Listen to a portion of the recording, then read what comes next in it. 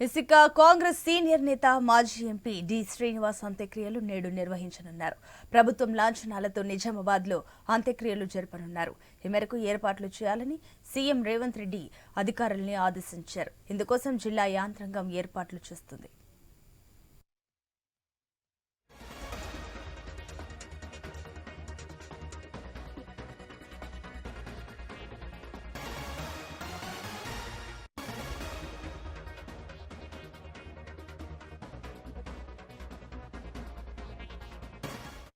నిజామాబాద్ లో మధ్యాహ్నం 2 గంటలకు డిఎస్ అంతిమ యాత్ర ప్రారంభం కానుంది. ప్రగతి నగర్లోని నివాసం నుంచి కంటేశ్వర్ బైపాస్ రోడ్డు మీదుగా అంతిమ యాత్ర ప్రారంభమవుతుంది.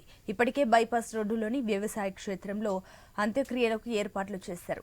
డిఎస్ అంత్యక్రియలకు సీఎం రేవంత్ రెడ్డి హాజరు కానున్నారు.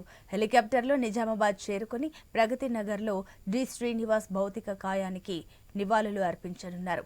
ధర్మపురి శ్రీనివాస్ మృతి పట్ల పలువురు రాజకీయ ప్రముఖులు విచారం వ్యక్తం చేశారు. దీనికి సంబంధించి మరిన్ని డీటెయిల్స్ మా ప్రతినిధి శ్రీకాంత్ అందిస్తారు. ఎస్ శ్రీకాంత్. సునీత, మాజీ పిసిసి దివంగత టిఎస్ పార్థివ దేహాన్ని సందర్శించేందుకు అలాగే సీఎం రేవంత్ రెడ్డి ఇవాళ 11 గంటలకి నిజామాబాద్ కి చేరుకున్నారు. హెలికాప్టర్ ద్వారా ఆయన వస్తున్నారు.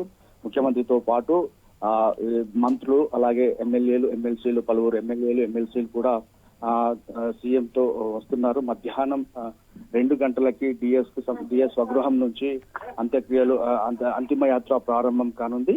అయితే సీఎం 11 గంటలకు హెలికాప్టర్ ద్వారా కలెక్టరేట్ కొత్త కలెక్టరేట్ భవనంలో అక్కడ ఏర్పాటు చేసినటువంటి హెలిప్యాడ్ ద్వారా అక్కడ దిగి అక్కడి నుంచి వాహనాల్లో ప్రగతి నగర్ లోని డిఎస్ ఇంటికి చేరుకోనున్నారు. ఇందుకు సంబంధించి ఇప్పటికే పూర్తిగా బందోబస్తు కూడా ఏర్పాటు చేశారు. డిఎస్ ఇంటి ప్రమిసెస్ లో పూర్తిగా పోలీసులు ట్రాఫిక్ ఆంక్షలను విధించారు. ఇక 2 గంటలకు సీఎం రేవంత్ రెడ్డి వెళ్ళిన తర్వాత 2 గంటలకు ఇక్కడ ప్రగతి నగర్ డిఎస్ నివాసం నుంచి ఆయన భౌతిక కాయానికి సంబంధించి అంతిమ యాత్ర కొనసాగుతుంది. బైపాస్ రోడ్డులో గల డిఎస్ సొంత స్థలంలో అతనికి అక్కడ అంత్యక్రియలు జరపనున్నారు. Right Srikanth, thank you.